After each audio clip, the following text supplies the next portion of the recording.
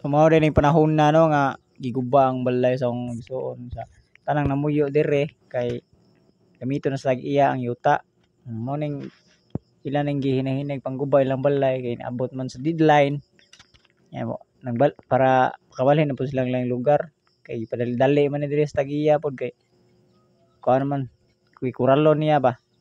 Mo ning daghan kay man dire tinabangay nga para mahuman na din hinapita sa atong pagpaguba nila silang balay. Tabangan ni guba-guba kay di naman madala sa oras. Man yung mga tao dire nagtinabangay yun sila.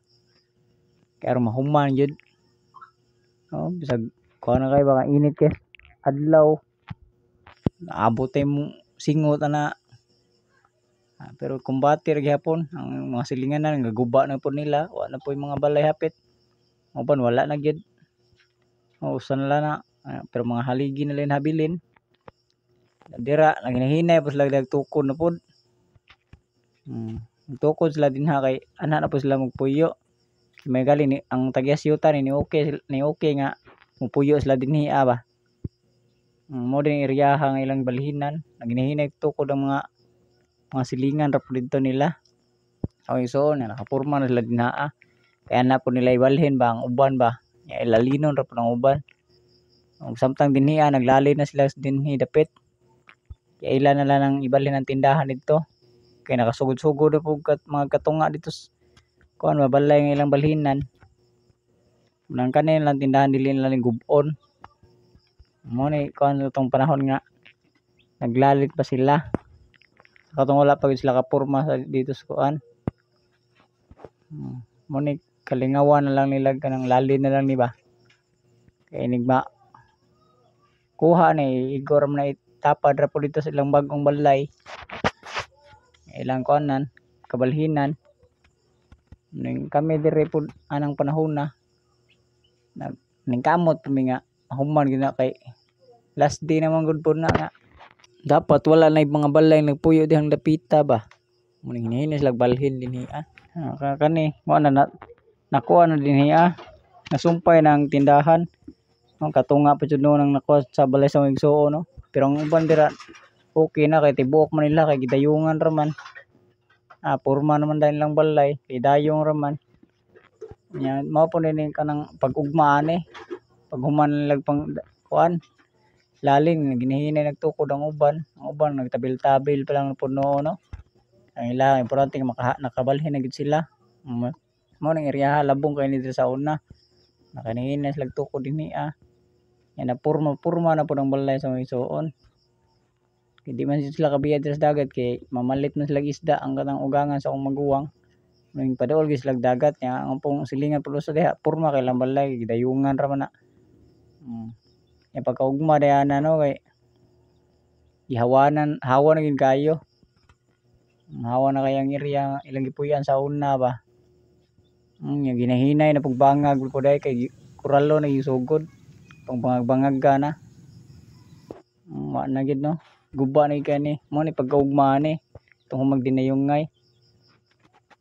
Makita gid nimo nga naagi mga kuan ba nga ila sayon nga ilang kuralon. Mudre ang kang silingan po nila usa hinahinay pag kural sila kay ang yang mga manok tumalhi naman. Nya mao na po ni dinhi ilang kahimtang paghuman na nahuman na gid sila.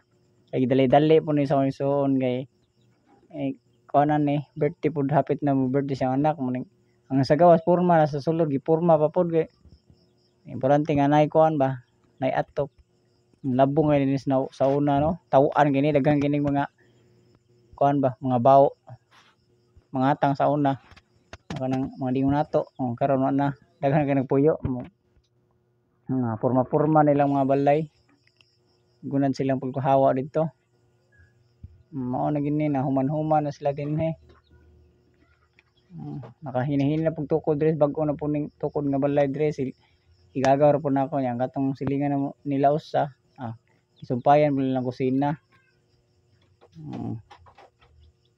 Ang kuan gikural na ginono ang katong ilang gipuyan sa una. Yang mga manok sa ilang silingan nabalhin na po dinhi gikural naman pamalhin na nila nya okay naka tukod-tukod na ginuo sila balay no.